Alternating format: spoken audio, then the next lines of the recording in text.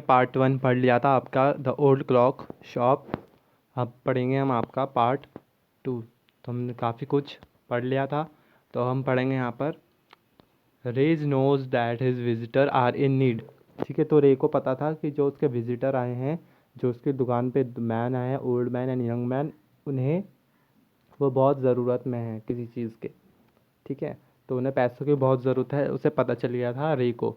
He accept an old watch in exchange for a good sum of money.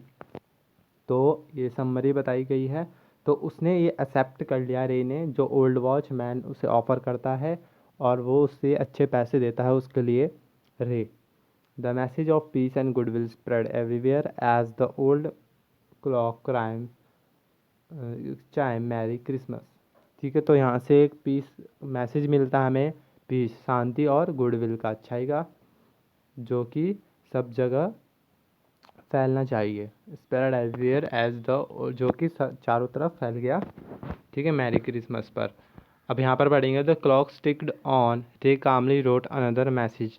ठीक है, तो जैसे ही clock आगे मतलब टाइम बीतता जा रहा था, तो रे ने दोबारा एक मैसेज लिखा have you come to pick up a clock और वॉच, कि क्या तुम यहाँ पर कोई हमारी जो है क्लॉक उठाने आए हो या फिर चोरी करने आए हो। Then he point the loan board filled with hanging clocks. ठीक है, तो जो मैन होता है वो अपना पॉइंट करता है लोन बोर्ड की तरफ। तो लोन बोर्ड क्या होता है, जहाँ पर वो लोगों की जब ज़रूरत होती है वो अपना सामान वॉच देते हैं और उसके बदले में पैसे लेते हैं। तो ऐसी वहाँ पर वॉच रखी हुई थी लोन बोर्ड पर। He was not a pawn broker. ठीक है, वो पॉन ब्रोकर नहीं था। पॉन ब्रोकर मीन्स जो सामान बेचते हैं और लेते बेचते हैं। ठीक है, तो वो पॉन ब्रोकर नहीं था, but at the same time couldn't say no to the needy people who place their old watches और क्लॉक बिफोर हिम। पर वो सेम टाइम लोगों को मना भी नहीं कर पाता था, क्योंकि लोगों को बहुत पैसों की नीड होती थी, तो वो अपनी वॉच एक्सचेंज करते थे। ठीक है, तो रे जो ज़रूरतमंद लोगों को मना भी नहीं करता था। ठीक है, और उनकी पुरानी क्लॉक के बदले उन्हें पैसे देता था, जितने भी मीन्स उसको सूटेबल, मतलब ज़्यादा से ज़्यादा पैसे देने की कोशिश करता था वो। He loan more than he should. ठीक है, जितना वो लोन दे सकता है उससे भी ज़्यादा वो क्या लोन देता था लोगों को, मतलब ज़रूरतमंद लोगों को। They would be there when the owners wanted them back. ठीक है, तो जब भी लोगों को घड़ी वापस चाहिए होती थी तो वो वहीं पर होती थी। ठीक है, और वो at the same price he had paid with no interest. ठीक है, तो वो सेम प्राइस पे जितने का उसने लोन दिया था, ठीक है, उसी प्राइस पर वो उनकी वॉच वापस कर देता है, कोई इंटरेस्ट नहीं लगाता है। Then the older man seemed to feel a little easier. ठीक है, तो जो ओल्ड मैन था तो उसको अब थोड़ा से इजी फील होने लगा। ठीक है, अच्छा फील होने लगा, तो वो अपना हैंड पॉकेट में से बाहर निकालता है।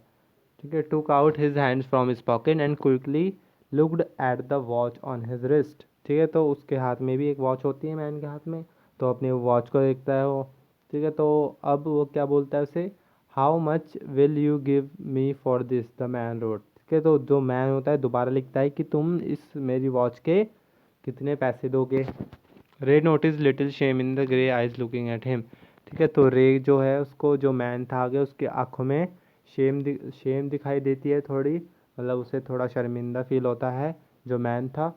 The watch was nothing special and yet had great powers. ठीक है, तो मैन ने जो वॉच दिखाई थी उसे, तो उसमें कुछ इतना ज़्यादा स्पेशल नहीं था, उसमें कुछ ग्रेट पावर्स नहीं थी। It was something to exchange a way out of a bad situation. पर वो इतनी काफ़ी थी कि उसकी बैड सिचुएशन से उसे बाहर निकाल सके, कुछ मतलब कुछ तो मिलेगा ही एक्सचेंज में। Knowing that great need had brought the man to his in the first place, they asked how much do you need for it। ठीक है, रे को पता चल गया था कि उसे बहुत ज़रूरत है और यही ज़रूरत इसे मेरी शॉप की तरफ खींच आई है। ठीक है, इसी वजह से ये आया है। तो रे ने उसे आस्क किया कि तुम्हें इसके कितने पैसे चाहिए। The reply came on the note pad. ठीक है, तो नोट पैड पर मैन का जो है रिप्लाई आया है, वॉट एवर इट्स वर्थ, कि जितनी भी इसकी कीमत हो।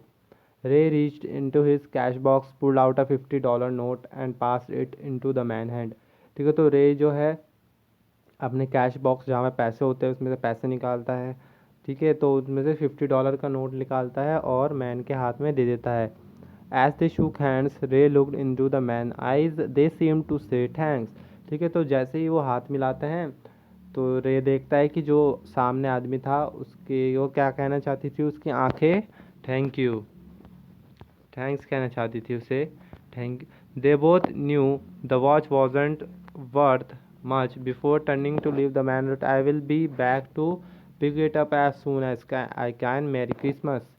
ठीक है, तो उन दोनों को पता था कि जितने उसने पैसे दिए हैं रे ने उसकी इतनी कीमत नहीं है। ठीक है, जब मैन बाहर जा रहा होता है, वापस जा रहा होता है, तो वो लिखता है उसमें कि मैं बहुत जल्दी वापस आऊँगा अपनी घड़ी लेने, मैरी क्रिसमस लिखता है उसमें।